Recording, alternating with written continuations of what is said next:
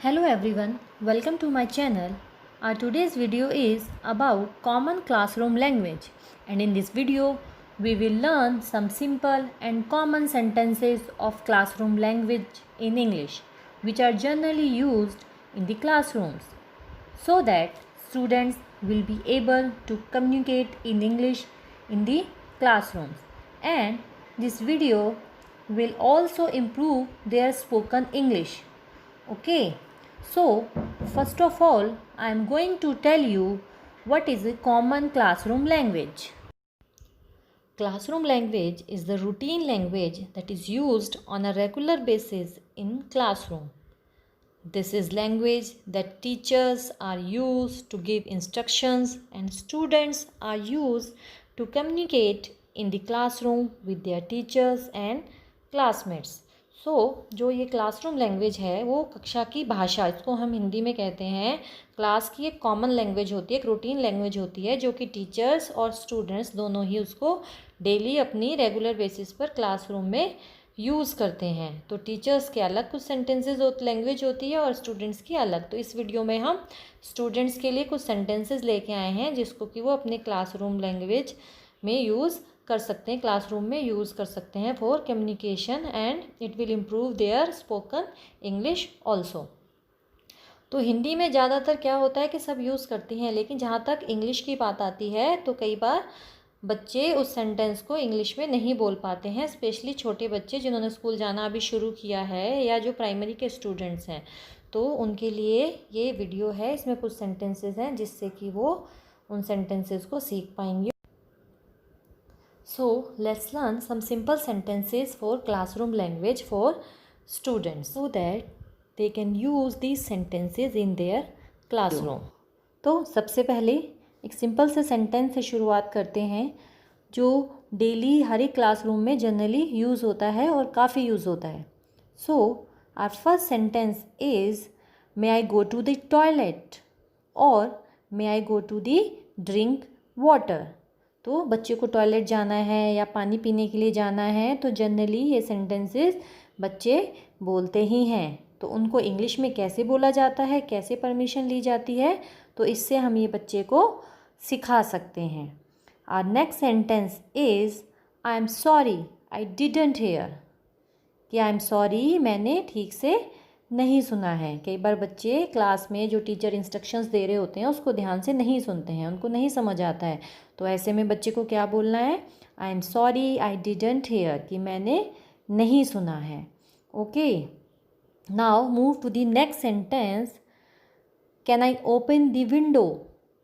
इसका मतलब है कि क्या मैं विंडो ओपन कर सकता हूँ, विंडो खोल सकता हूँ। अगर बच्चे को विंडो खोलनी है क्लासरूम की और टीचर से परमिशन चाहिए तो उसको ऐसे ही बोलना है कि can I open the window. Okay, now move to the next sentence, sorry for being late. Meaning है कि लेट आने के लिए सॉरी, मुझे माफ़ कीजिए कि मैं लेट हो गया हूँ। ज़्यादातर बच्चे क्लास में लेट आते हैं, लेट पहुँचते हैं, तो ऐसे में बच्चे को क्या बोलना है, sorry for being late. Okay, now move to the next sentence, may I go out please.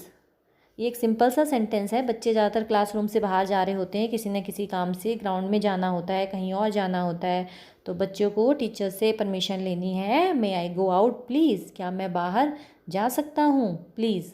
ठीक है, okay, now next sentence is what page are we on. इसमें क्या है कि हम कौन से पेज पर हैं या हम कौन से पेज को पढ़ रहे हैं। तो इसमें क्या होता है कि बच्चे कई बार नहीं सुनते, उनको नहीं पता होता है कि कौन से पेज को टीचर ने बोला है खोलने के लिए, पढ़ने के लिए बुक में से। तो अगर उन्हें नहीं समझ आया है, उन्हें वापस टीचर से पूछना है, तो कैसे बोलेंगे वो, what page are we on, कि हम कौन से पेज पर हैं। Okay, our next common classroom sentence is can you speak louder please. Can you speak louder please मतलब कि आप क्या थोड़ा लाउडर बोल सकते हैं, थोड़ा तेज़ बोल सकते हैं। कई बार टीचर्स पढ़ा रहे होते हैं क्लास में तो बच्चे नहीं सुनते हैं, तो उन्हें टीचर से रिक्वेस्ट करनी है कि क्या आप प्लीज़ थोड़ा तेज़ बोल सकते हैं। तो कैसे कहेंगे, can you speak louder please. Okay, Now next sentence is, can you explain that again? Can you explain that again, मतलब कि क्या आप इसको दोबारा से एक बार फिर से एक्सप्लेन कर सकते हैं। अगर बच्चे को नहीं समझ आ रही है कोई भी चीज़ जो क्लास में पढ़ाई जा रही है तो वो टीचर से रिक्वेस्ट कर सकते हैं कि can you explain that again. Okay, now move to the next sentence. It is also a very simple sentence, may I come in, क्या मैं अंदर आ सकता हूँ। क्लास में परमिशन लेनी है टीचर से अंदर आने के लिए, तो इंग्लिश में इसको बोलते हैं may I come in. Okay, our next sentence is, can I answer the question. अगर बच्चे को कोई आंसर करना है, टीचर क्वेश्चन कर रहे हैं, तो वो टीचर से परमिशन लेंगे कि can I answer the question, क्या मैं इस क्वेश्चन का आंसर दे सकता हूँ। तो उसको अगर हमें इंग्लिश में बोलना है तो हम ऐसे बोलेंगे can I answer the question. It's all for today's video. If you enjoyed the video and like the video, please like, share and subscribe to my channel. Thank you.